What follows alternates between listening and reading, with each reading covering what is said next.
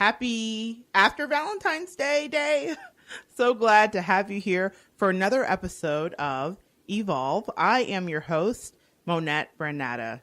We have been celebrating love yesterday, and for me all month, I wanted to really celebrate the idea of love in all of its forms all month. And I'm really excited about this show today for that reason, because today we're going to get into Eros, that kind of heady, lusty love, that dating love, that love you feel when you're first initially getting into something.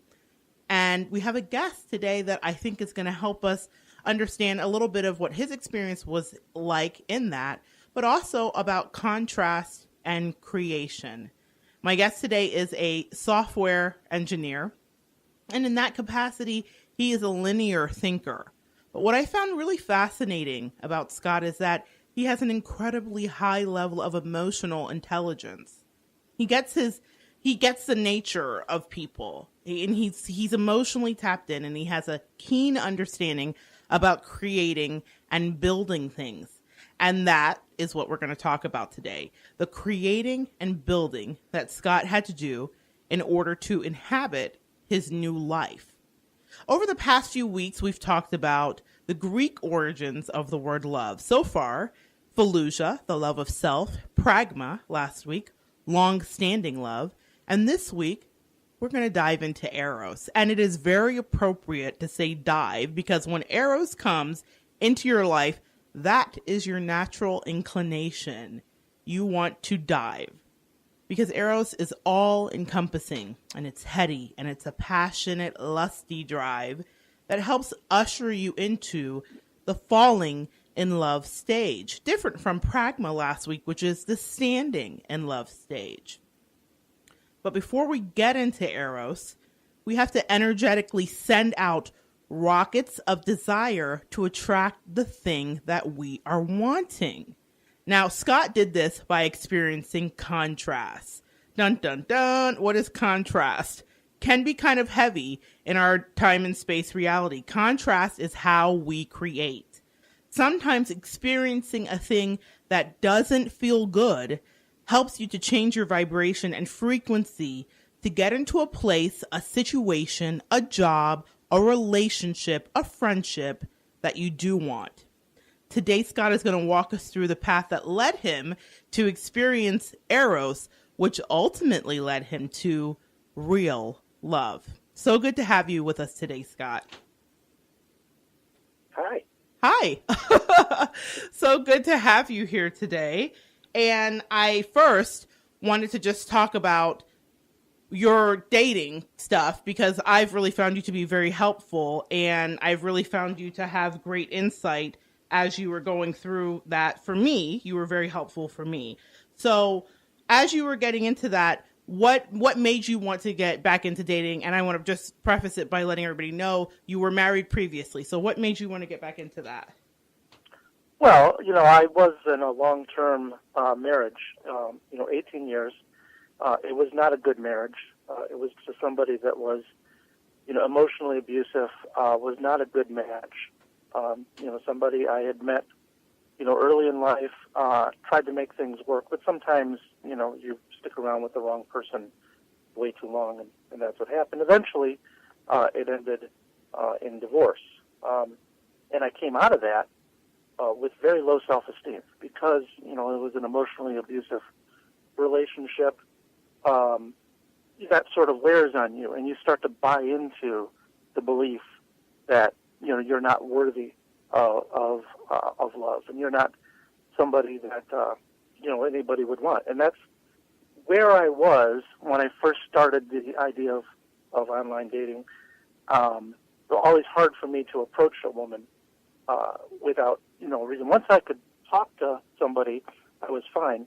It's very hard to approach somebody. Right. And I started to look into okay, maybe I'll start online dating, and I really didn't believe that I would have a very easy time finding anybody that would even want to go on a date with me. I literally called myself an undateable troll to friends of mine. And is that was from the trauma of the previous marriage? It really was. It was right. From the trauma of that and going through, and I went through a pretty bitter, difficult divorce, and it didn't leave me in a good state. And so I started to date online and discovered pretty quickly that I was wrong. There's a good quote from my mom who said, "Hey, you're in your 40s, but you've got a job, a car, and all your teeth. You're a catch." That's about right. And trying to prop me up a little bit, and then I found out that it was pretty easy to get dates in my particular situation. I'm not Brad Pitt, but I'm not a bad looking guy either, and I can talk, and it was actually pretty easy, and so I started dating, and I went pretty wild. I was a kid in a candy shop for a little while there, Okay. where I was going on multiple dates in a weekend, sometimes in the same day. It was pretty wild because I had not had any sort of positive reaction towards me, and and I should mention it was a sexless marriage, and for the last number of years, and suddenly there's all these women that want to sleep with me, and boy, that was a lot of fun for a while. For a while. Okay. But eventually, after getting that out of my system, it started to dawn on me that, that really wasn't fulfilling. And really at my core, I'm a serial monogamist. I just want to be with one person. If that doesn't work out, fine, move on, try to find. I was searching for the right person. Okay. And so I stopped dating, around like that, and I wanted to, to get a little bit more. So you were feeling like you wanted some more commitment. Was there anybody that you felt serious about after you had your kid in the candy shop experience? Did you feel? Yeah. So I was dating a girl at a time. I went out with her a number of times, and at one point, a different girl had contacted me for a date, and then I went, well, wait a minute. If I go out with this person, then I can't go out with the first one. And then that's when I realized, okay, well, then maybe, this is the point where I need to, stop this dating around. So I was kind of dipping a toe in the water there of having a relationship again and what that was like, And so we dated for, a number of months. I think maybe about a half a year. Okay. And it was good. She was very sweet and very, very, very kind and very sweet. There wasn't a lot of meat really there yet. It wasn't really the right relationship, and I had a little bit of lingering doubt as to how the long-term viability was going to be. But at the same time, it was, I was, starting to be a little bit more comfortable. That relationship ended in a very unusual way. She ended up having a heart attack. She was only in her 40s. Oh, my goodness. But had some heart problems that I didn't even know about until afterwards when her daughters told me, right. What was going on. But it happened in front of me. She had a heart attack in front of you? Yeah, had a heart attack in front of me, was dancing, having a good time, and I thought she was goofing around, laying out, and I ended up calling, the ambulance. And wow. Yeah, it was an experience I wouldn't wish on anyone. Okay. And so that stopped my dating for a while there. Yeah, I can imagine. You definitely wanted to insulate your heart. Yeah, and so, just starting to put that, it's like a turtle poking out of its shell, and all of a sudden it gets scared and pops right back in. Right. So, during that time, I had a lot of time to think, and, I realized I did like being in a relationship. I'm happier with somebody to share my life with, and I'm happy, you need to learn how to be happy by yourself, but truly, I was able to live on my own, but I know that I like to be with somebody. And I knew I was ready for a more serious relationship. So when I started online dating again, it was less about trying to find somebody to go out with, and it was, okay, I'm looking for a wife. This is what I want. I'm looking for a real relationship. Okay, so I want to stop you there real quick, because I just want to just point this out to the listeners that Scott set his intention. So you went from a nebulous reason for dating, just like I'm out here and whatever comes my way, good, that good for me or good for them, into shifting into real intention about I'm looking for a life partner. That's what I'm here to do. So I just, I think that that's important because sometimes we're always saying we want someone in our life, but we're not setting an intention. And so what Scott ends up attracting is exactly that. But I didn't know that about you, Scott, that you would set that intention. I just thought it was through the, going through the motions of dating that you found someone. But I should know better because anytime we're attracting something, we're usually setting out our intention. So that's very interesting. So I want to ask you this before we get into finding someone. What are some of the differences that you've noticed with online versus traditional dating? Well, I actually like talking about this subject because it's difficult for a lot of guys to just walk up to a girl and ask for a date. You don't know how that's going to be receptive, if they're going to be receptive. The girl might be aggressive. There's always the joke where the guy, approaches a girl in a store, asks a question, and she says, "I have a boyfriend." Congratulations! I'm happy you have a boyfriend. I just wanted to know if I could reach behind you. And so it's very difficult for guys to make that approach. And I always try to tell women, try to make it a little easier. If you see a guy you think might be interested, maybe make that a little bit easier on him to approach you. And I'm already particularly nervous about stuff like that. Now, online dating is completely different.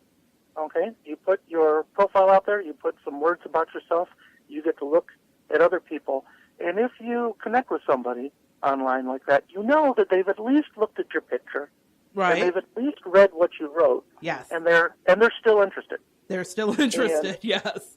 Yeah, and so okay, so that cuts through a lot of the uncertainty. So what I decided to do is, when I was on a couple of dating sites, and I wrote a very, very accurate, brutally honest essay. It was an essay? An essay, Scott? It could only be described as an essay. Okay. Because I wanted the person to know exactly who I was and exactly what I was looking for. So I put my, a reasonably accurate picture up there, very accurate words, and, see what happens. And I figured I probably got less dates than, a lot of people tend to put some spin on it. Right. And, they're just trying to attract the date on the idea, well, if I could just get down the date, then they'll know me. Oh, I didn't want that. I wanted the person to know what they were getting. And if it wasn't going to work out, I'd rather not go on the date to begin with. So if that meant I had fewer dates, but those were better quality dates, or more chance of it leading to a relationship, to me, that seemed more important. And so that's what I did. And that's how I met my wife. I was looking online, and she had a profile, and she's very pretty. And I was still struggling with some self-esteem problems, and I wasn't sure if I was really in her league. And I kept looking and trying to work up some courage to contact her. And what I didn't realize was that the website let her know every time someone looked at her profile. So she sees you like cyber stalking her on the low. She can see that. And so she's like, well, why does this guy keep looking at me? So she clicked on my profile, and then she saw this big wall of text, and the essay. The essay. Yeah, okay. And so, and then this is the way she always tells the story. She goes, I looked at it, and I figured, wow, this guy has a lot he's either full of shit or he has something to say. And, something to say. And then she kept reading it, and she says, in her words, the more I read it, the more I felt like I was reading about myself. Huh. And she really got very interested. And then so she contacted me to ask, why haven't you, I see you're looking at me. Why haven't you contacted me? And then I was honest. I said, wasn't sure, you'd be interested. But if you're interested, let's go on a date. And we did. And we went on a date, and the date was wonderful. We didn't want it to end. We found, excuses to continue it and continue.